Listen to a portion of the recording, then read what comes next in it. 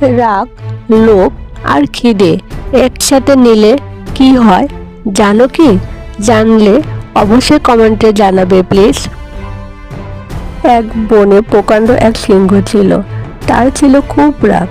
একদিন খুব খিদে পেয়েছিল। সকাল থেকে দুপুর গড়িয়ে গেল, তবুও সে খাদ্যের সন্ধান পেল না। বনের সব জীবজন্তুগুলো কোথায় গেল? সব শুনশান। মনে মনে সে বেশ রেগে উঠল। আর এদিকে তার পেটের ভেতর খিদে চোচো করছিল, কিন্তু তার খাদ্য কোথায়? এইসব সাতপাল ভাবছিল সিংহ।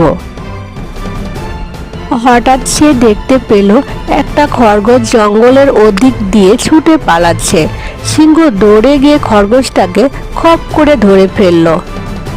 তারপর যেই না সিংহ খরগোশটাকে খেতে যাবে, এমন সময় সে দেখল একটা হরিণ তার প্রায় পাশ দিয়ে ছুটে পালাচ্ছে প্রাণ ভয়ে। সিংহ তখন মনে মনে ভাবল, এই ছোট্ট খরগোশটা তার পেটের এক কোনাও ভরবে না, হরিণটা খেতে পারলে তার পেটের জ্বালা মিটবে। এই ভেবে সে খরগোশটাকে ছেড়ে হরিণটাকে ধরতে ছুটল। আর এই সুযোগে খরগোশটা প্রাণ পেয়ে ছুটে পালালো।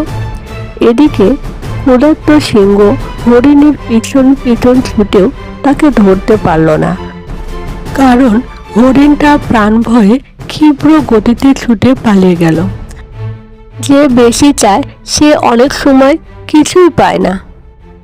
অগত্যা সিংহকে হতাশ হয়ে ফিরে আসতে হলো। ভাবল, যাগ্গে যাই, এই ছোট্ট খরগোশটা খেয়ে পেট না ভরুক, অন্তত খিদের জ্বালা মেটানো যাক। অতএব সিংহ যেখানে খরগোশটাকে ফেলে রেখে এসেছিল সেখানে এসে হাজির হলো। কিন্তু এ কি, খরগোশটা কই? সিংহ এখন বেশ বুঝতে পারল বেটা নিশ্চয়ই পালিয়েছে। দাঁড়া, দেখাচ্ছে মজা। আর এই সিংহ কি করে মজা দেখাবে? খরগোশটা তো পগার পার, সিংহর হাতের নাগালের বাহিরে। অতএব যতই সিংহ রাগে গড়গড় করুক, সে কিছুতেই আর খরগোশের নাগাল পেল না। ফলে সে মনের রাগ মনে চেপে রেখে বলল, উচিত শিক্ষাই আমার হয়েছে। মুখে গ্রাস ফেলে রেখে আমি বেশির আশায় ছুটেছিলাম, আজ আমার এই দশা। কিন্তু খিদের কি হবে? এই জায়গা তো আর কোনো জীবজন্তু আর আসবে না। খরগোশটা গিয়ে সবাইকে বলে দিয়েছে।